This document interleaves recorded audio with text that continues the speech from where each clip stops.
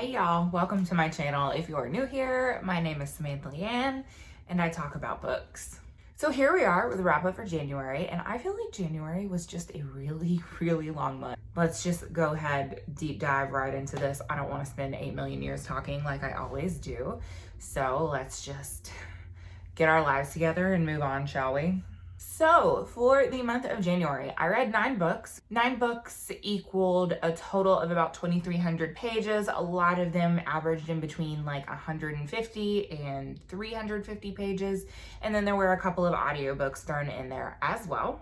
2 of the books that I read this month were rereads. Of the 9 books that I read, only 4 of them were female authors, 5 of them being male authors. So all of them were adult this month, no young adult. 2 were mystery thrillers, 4 were horror, 1 fantasy, and 1 contemporary. So definitely really varied in terms of genre this month, which I'm happy with. 7 were physical books and only 2 were audiobooks that I got from the library. So 7 books off my shelves.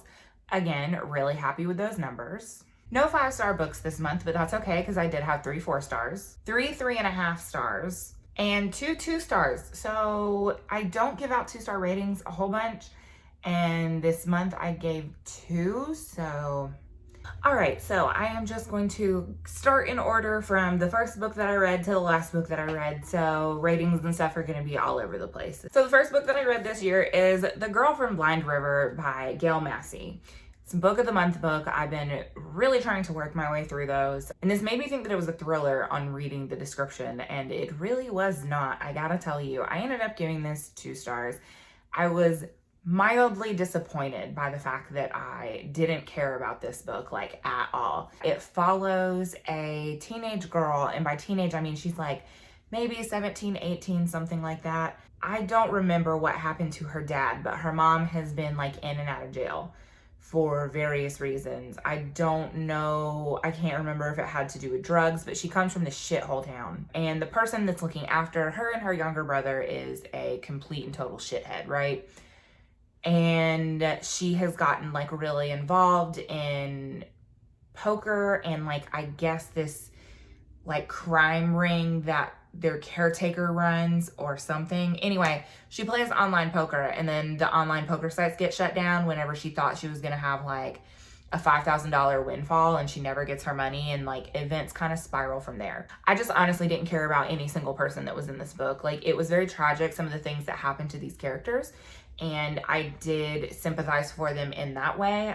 You know, you're talking about people who are not in the greatest set of circumstances, that are trying to get themselves out of those circumstances, and it seems like it's just one thing after the other after the other. Parts of this was really sympathetic, and then other parts of it I was just like, all right, you know, I'm not interested in any of these characters or, you know, any of those things, and it just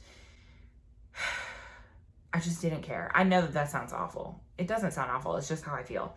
But I was not into it very much at all. So it's very unfortunate, the first book of the month, of the year, not being all that great. It wasn't a terrible book. I feel like this book definitely has an audience. It does have decently high reviews. I did not find it compelling enough for whatever reason. And I usually love shit like this that, you know, like has protagonists that are dealing with like these really terrible circumstances and things like that.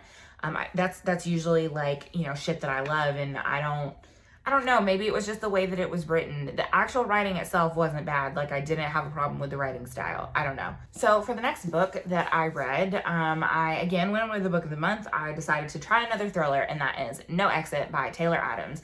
Had far more success with this book than the first one. I rated this one 4 stars.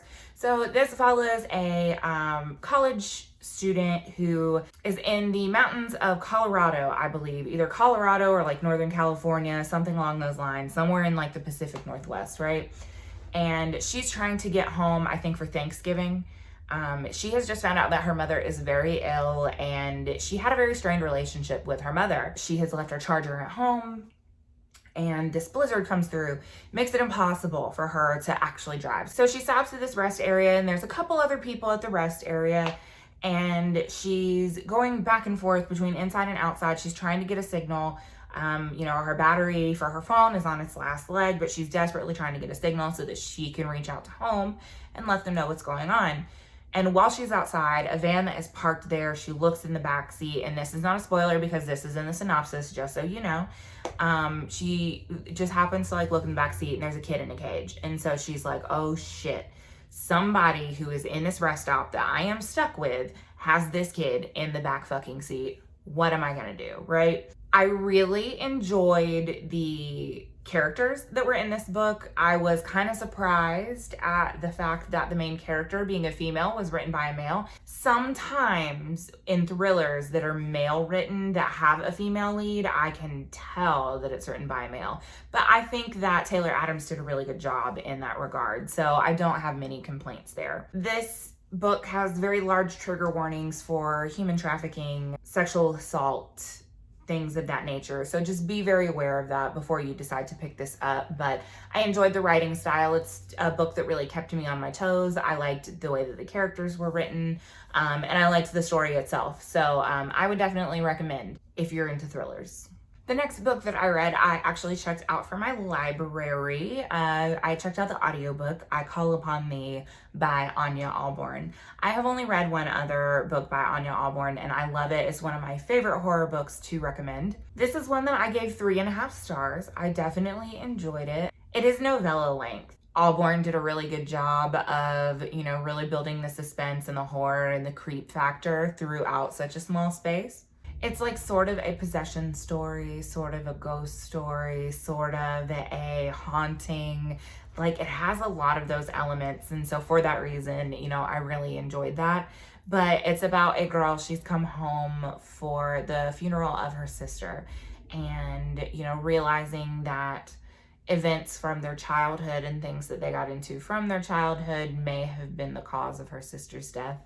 And that's really the story that they're exploring here. I don't want to say too much more, just because I feel like with it being a novella, it's better for you to kind of go in and learn the story and let it build. So, but I really enjoy Alborn's writing style. I think that she does a really good job of, really setting scenes and creeping you out and that sort of thing.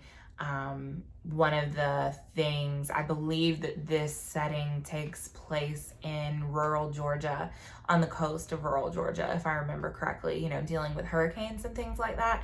Well, I'm from South Carolina, very close to the coast, and, I have had experience with things of that nature, and again, just that setting. I did very much enjoy. So next I decided to continue my Stephen King journey because it had been a while since I picked something up, I think. And I've been struggling desperately through the Bachman books. I decided to go ahead and pick up The Gunslinger, which for those of you that know me, know this is my favorite adult fantasy series of all time. I think the experience of reading these this time is going to be very different, just simply because I'm not going to be reading them consecutively. There are definitely going to be other books that are in between since I am reading them in chronological order. This is, and I tell this to everyone who says that they're thinking about picking up the Dark Tower series, push your way through The Gunslinger to get to Drawing of the Three, because The Gunslinger, arguably, in my opinion, is the weakest of the series. I know a lot of other people say otherwise, but I think that this book is arguably the hardest to get through. And it's simply because I think that when he wrote this originally, he was still trying to figure out what it was. I think that he was trying to figure out Roland as a character. And when we get to Drawing of the Three, he's a lot more fleshed out. He's a lot more solid, and that's where we really meet the other cast of characters that come in through this story. It is so important to read this because you do get a lot of background on Roland himself and the setting of Midworld, and, the world of the gunslingers and things like that. So absolutely 100% favorite series. I love this book. I think I read this book probably 4 or 5 times, honestly. And it's shorter. This is by far the shortest book in the series. So I'm not going to talk too much more about it for obvious reasons. It's going to get its own video. I'm so excited to get to the Dark Tower books in the series, though. I just need to get caught up on the rest of it first. So next I picked up a contemporary, and I'm going to be honest with you, I don't know why I decided to pick up a contemporary. I think I just I don't know. I really couldn't tell you why. but I decided to pick up Girls Burn Brighter. I, for some reason, thought that this was gonna be a fantasy. I don't really know why. I'm really not 100% sure why, but I ended up giving this one, I think, 3.5 stars. This is a book that takes place in India, and you have two poor girls. You have Purnima and Savita. The beginning of the book takes place in India and follows both of the girls as their relationship starts to flourish, their friendship starts to flourish, seeing what they came from and that sort of thing. And events take place leading up to the marriage of one of the girls. Trigger warning for sexual assault, for sex trafficking. There's a lot of heavy stuff that happens in this book. The girls end up being separated, and one girl is married off, the other one, we don't know what has happened to her. The story goes back and forth between the perspective of both of the girls, and we watch their journey as they go through some really terrible circumstances, kind of figure out who they are, figure out the strength within themselves, try and find each other again. That's really one of the main things that keeps them going, is them trying to find each other and living through the face of all of these terrible things. One of the reasons that it got like a 3.5 stars is the way that it ended. The ending of this book was really hard because I struggled between whether I was happy or sad about the way that it ended. I think I felt a little bit of both of those things because, again, the story follows both of these girls across continents, across years. You know, they've both gone through these really terrible things, but, you know, keeping the other one in their heart is one of the reasons that they made it through those terrible things. And so just the way that it ends, I think it can be definitely really polarizing. I have very mixed feelings about it. So very heavy book, but I did enjoy it, and I liked the writing style. I liked the dual perspectives. One thing that I find sometimes with books that have multiple characters and multiple perspectives is they can kind of blend together and they can feel like the same person. And you're having to remember whose section you're in based off the events that are happening and not necessarily the personality of that character. And I feel like she did both of her characters justice in that. She did both girls justice, because they felt like two very separate women. And so for that reason, I really liked it. The next book that I read is my other 2-star for the month. It's another horror, and it is The Acolyte by Nick Cutter. I didn't know much about this book going into it. The Acolyte, which if you are familiar with the word itself, you'll, kind of understand what it means. So as such, this is like almost a post-apocalyptic type thing. It is a book that centers very heavily on religion, which, can be both a good and a bad thing. I had mixed feelings about it. Overall, I just didn't love it. I didn't really care much about a lot of the things that happened. When you are writing a book that has to do with religion, it can be done very well, or it can be done not very well. There were a lot of parallels between some of the things that were happening there and the things that we do in the name of religion, that were happening in the book that, also go on in the world today. And so I don't know, I'm just very disenchanted with things like that. And I think that I just did not enjoy it as much as I wanted to. I've enjoyed pretty much most of Nick Cutter's books so far, and I was not impressed with this one. I now understand why of all of his novels, that's the one that I heard the least about. It just was not my cup of tea. So next I decided again to continue my Stephen King journey, and went ahead and picked up Christine. This edition is enormous, but I really love this cover a lot. And I really like this book a lot. 4 stars. For those of you that know the story of Christine, it was made into a film. So I think that this is one of those that even if you haven't read a lot of Stephen King, you might actually be familiar with the story itself. And so this is about Dennis and Arnie. They are really good friends. Dennis is kind of the more popular one. He's not like super popular, but he's a little bit more accepted. Arnie is kind of a nerd. A lot of people had made fun of him over the years, but they've always been really close friends. And as they're driving down the road, I think back from school one day or something, they come across this car, this beautiful Plymouth something, this beautiful Plymouth Fury, and Arnie falls in love with this car. He has to have it. And things ensue from there. It turns out the car has a mind of its own. I think that this book is too long. I said it's really long. I think that this could have gone with some editing. I think there were definitely things that could have been pulled out, but overall the core of the story I do really enjoy. I'm not going to talk too much more about it because it's going to get its own video. It is one that I do really enjoy, so it just needs to be shorter. Next, we continue in with horror, and I decided to pick up Alice by Christina Henry. I really enjoy fairy tale retellings, especially if they're dark. And yes, ma'am, this one was dark, okay? So this is a very adult, very grown-up version of Alice in Wonderland. We have a lot of the same cast of characters that are translated into the underbelly of London. There is still a magical element to it. All of those things still exist, but it is very dark and very gory. There's axe murdering that happens, and there's sex trafficking, and there's rape, and there's a lot of really gruesome details about that type of thing. So again, be forewarned, this is a horrific retelling. I liked this book. I didn't love it, but I liked it. I really enjoyed the translation that Christina Henry did. She took all of these characters that we're so familiar with, you know, from childhood and the films and everything, and translated it into something much darker. I think that she did do a really good job of that, you know, in equating it to some real world horrors. There was a lot of buildup, like, oh my God, what are we gonna do with the caterpillar and the rabbit? And it was almost a letdown whenever we got to those scenes. You know, there was so much anticipation built, and then it just kind of like fell flat. There wasn't a whole lot of payoff, and there were some really like gruesome, pretty gory scenes. Definitely a horror retelling, and for the most part I did enjoy it. There were just a couple of things that kind of detracted from it. And the last book that I finished this month, this has been on my TBR since it came out, I'm pretty sure, and that is Scale by Keith Buckley. If you are unfamiliar with who Keith Buckley is, he is the lead vocalist and lyricist for Every Time I Die. One of my favorite bands. I've had the opportunity to see them a couple of times. Really appreciate Keith Buckley and the lyrics that he writes. I have just always really connected with his writing, especially in last album that they released, Low Teens. There are a couple songs in that album that just like, oh, they speak to my soul.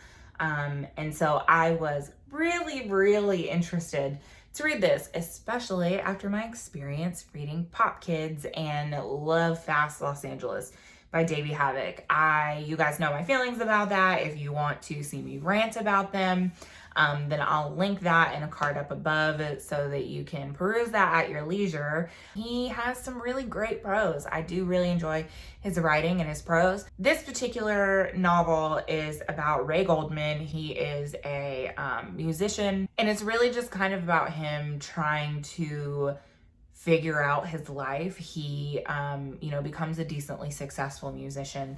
And it's actually really interesting the way that this is written, because it goes into opposing timelines.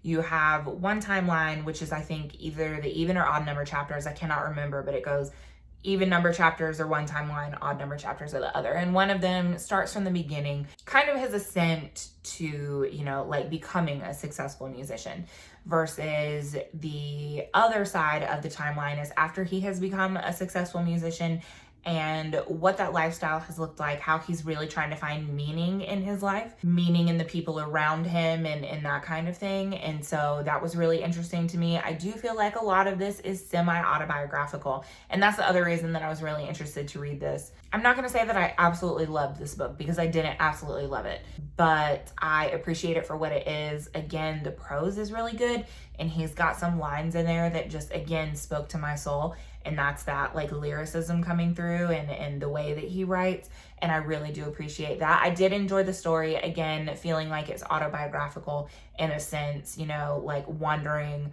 how many of these types of experiences that Buckley himself has lived, you know. And I think that that's something that he's always been really candid about in interviews that I've read or that I've watched. You know, just about like some of the struggles and stuff that he's been through. And I find that like really refreshing about him. But I know that he has a second book, Watch, which I don't think is related to this. But after reading this, I am really looking forward to reading that and seeing, you know, how he kind of progresses as an actual novelist versus just a lyricist. And I think For people who don't read, but who do appreciate music and lyrics, Jake, I'm talking to you. I think that this would be something that you might actually like, especially just because of the way that it's written, just because of the prose and like the lyricism of the writings. I think that it would be something that you could really appreciate. So those were the books that I read in January. 9 whole books. Look at me go. Have you read any of them? If you have, comment down below. Let me know what you thought of them. Remember to please keep it spoiler free for those who have not read these books. But if you do want to talk spoilers, you can find me on Twitter, Goodreads, and Instagram. All of those links can be found in the down bar below. If this is your first time here, hi, hello, welcome. If you like what you see and you want to see more, you can click thumbs up. You can hit subscribe if you have not already. You can also click the little like notification doodad bell thing that will like notify you when I upload stuff. Thank you guys so very much for watching, and I will see you all next time. Bye.